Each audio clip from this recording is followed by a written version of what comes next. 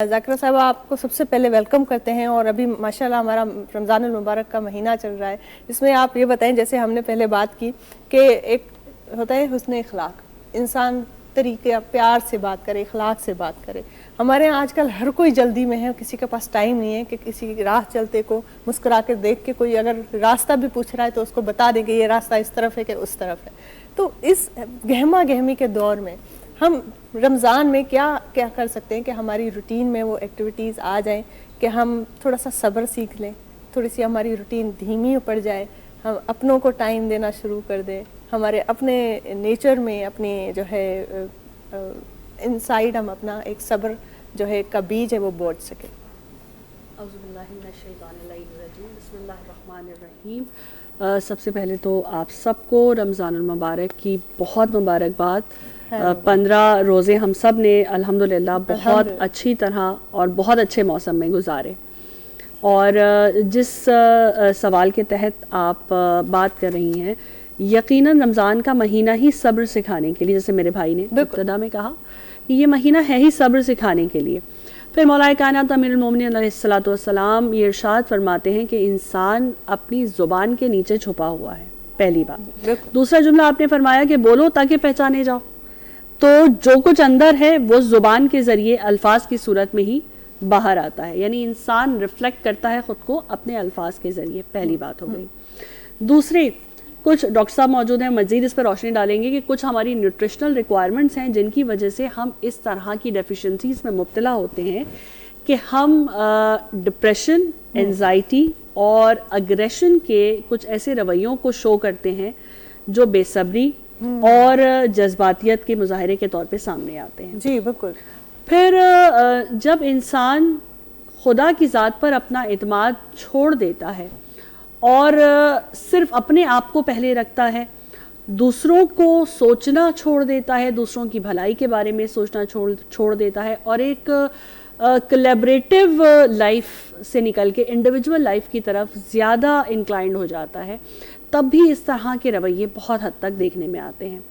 اب ان رویوں کی مینجمنٹ کیسے ہو سکتی ہے، کیسے ہم ان رویوں سے خود کو باہر نکال کے اور ایک پروگریسو انوائرمنٹ میں ایک اچھے طریقے سے زندگی گزار سکتے ہیں؟ سب سے پہلے تو شکر کی عادت اپنانا، صبر کا تذکرہ ہمیشہ ہم کرتے ہیں،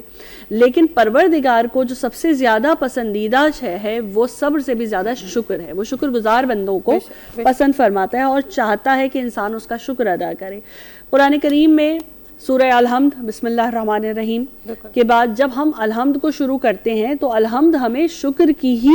ترغیب دیتی ہے، اور اسی لیے پروردگار نے اسے قرآن کے بعد نماز کا بھی حصہ بنایا کہ دن میں 5 مرتبہ جب آپ مصلی عبادت پر جائیں تو پروردگار کی عبادت میں اس کا شکر ادا کریں، اور ان آیتوں کے ذریعے سے شکر ادا کریں کہ جس میں اس کی نعمتوں کا تذکرہ ہے۔ رحم اور کرم اس کا ایک ایسی نعمت ہے اس پروردگار کی کہ ہم چاہیں بھی تو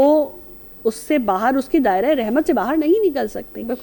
تو جب انسان خود کو پروردگار کی جانب اس رخ پہ موڑتا ہے کہ جو کچھ ہے وہ تیرا عطا کردہ ہے، اور اگر تو نہ ہوتا تو میرے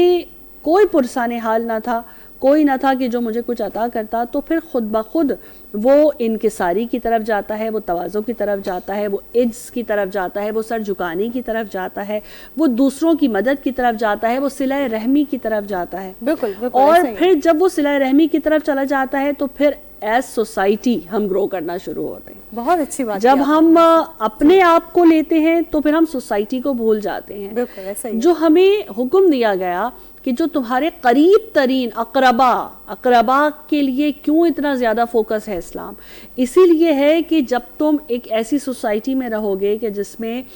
تم دوسروں کو آگے رکھو گے، تمہارے مال میں زکوٰۃ کا جو کانسیپٹ آیا، جو صدقات کا کانسیپٹ آیا، جو خیرات کا کانسیپٹ آیا، یہ آیا ہی اسی لیے کہ تمہیں جو کچھ عطا کیا گیا ہے اللہ نے اس میں دوسروں کا حصہ بھی رکھا ہے۔ تم کتنا نکال رہے ہو دوسروں کے لیے، کتنا شامل کر رہے ہو تم دوسروں کو اپنے مال میں، اور یہاں تک روایات نے بتایا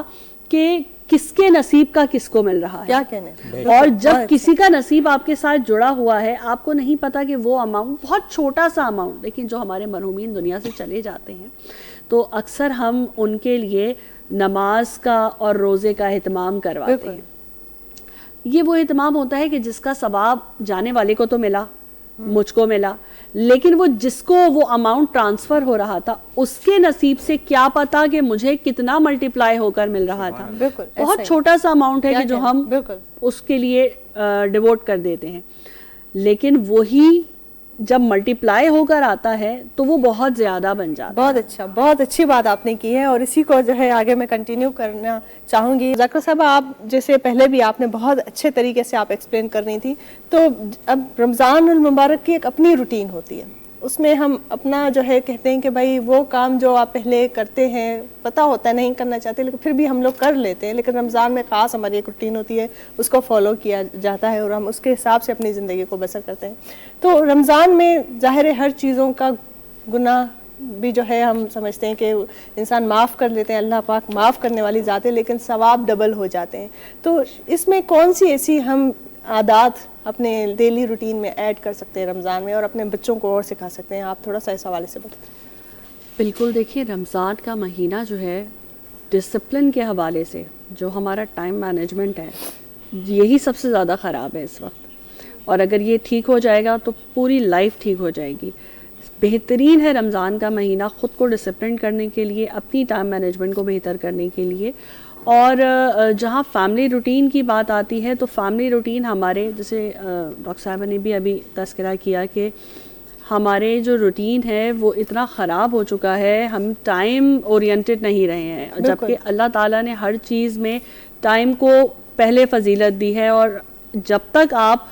وقت کو صحیح استعمال نہیں کریں گے اور وقت کے حساب سے اپنے آپ کو مینج نہیں کریں گے بجائے اس کے کہ وقت آپ کو مینج کر رہا ہو, تب تک آپ کی نہ تو سوشل لائف بہتر ہوگی, نہ پرسنل لائف بہتر ہوگی, نہ آپ کا ہیلتھ مینجمنٹ ہوگا. اور ان تمام چیزوں کو بہتر کرنے کے لیے ضروری ہی یہ ہے کہ آپ ایک اچھے روٹین کے ساتھ اپنی زندگی کو گزاریں.